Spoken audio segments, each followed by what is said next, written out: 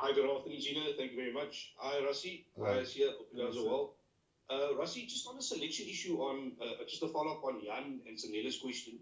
A guy like João Augustus, is there an update on him in terms of his injury? I know there's lots of depth at eighth man with Cameron Hanekom coming back, Evan Roos, and Jasper as well. But will João get his opportunity this year? Because he's been in some amazing form the last 3 or 4 seasons. So just a lot of the fans and public want to know about him. Will he feature anytime soon? Sorry, no, good question. Well, like we